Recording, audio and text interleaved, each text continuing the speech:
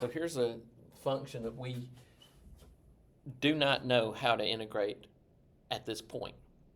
You get here and you say, okay, well, let's let u equal to 25 minus x squared.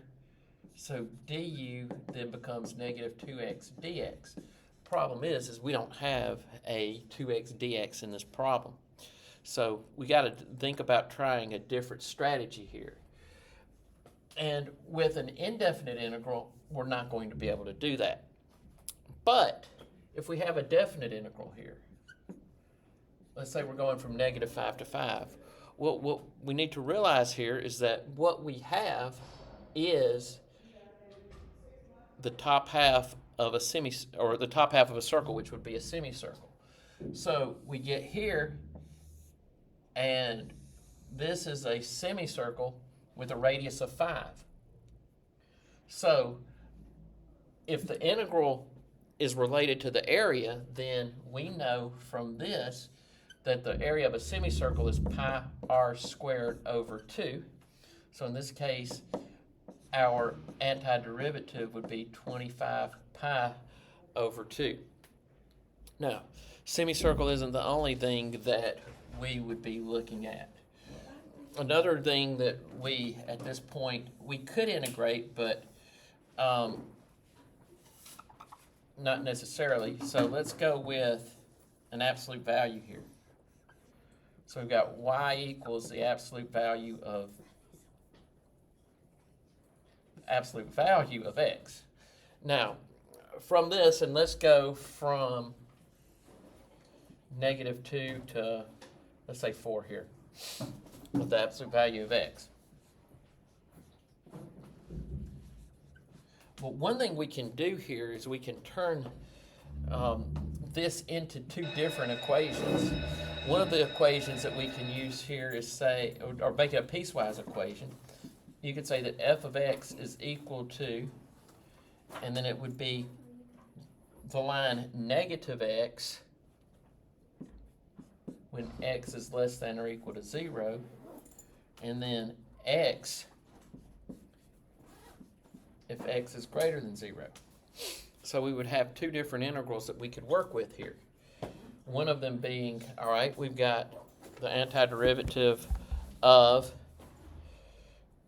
negative x from from negative 2 to 0 added to x dx from 0 to 4. So this would be negative x squared over 2, again from negative 2 to 0, and then x squared over 2 from 0 to 4. So this would be 0 minus, all right, negative 2 if you squared is 4, so it would be negative 4 over 2, which is negative 2. So you have 0 minus negative 2 here. And then past that, this would be plus x squared over 4. 4 squared is 16. 16 over 2 is 8. So you have 2 plus 8, which is 10. So the integral there would be 10. But that's rewriting it. There's an easier way to get to this antiderivative from here. And again, it's recognizing that antiderivatives have this association with the area. What you could have here is negative 2 here, positive 4 here, and recognize that what you're dealing with is two triangles. And from those two triangles, you've got 1/2 base times height. So this would be 1/2 of the base. The base is 2, height is also 2. So 1/2 of 2 and 2 is 2. Plus, and also that coincides with this integral right here. Then it's plus 1/2 of 4 times 4, which would be 2 times 4, which is 8. Again, that's equivalent to this integral here. So 2 plus 8 is 10. So we can come up with the area that way, or the antiderivative that way as well. So you could split it up into two known equations to come up with the solution, or you could find the solution using areas.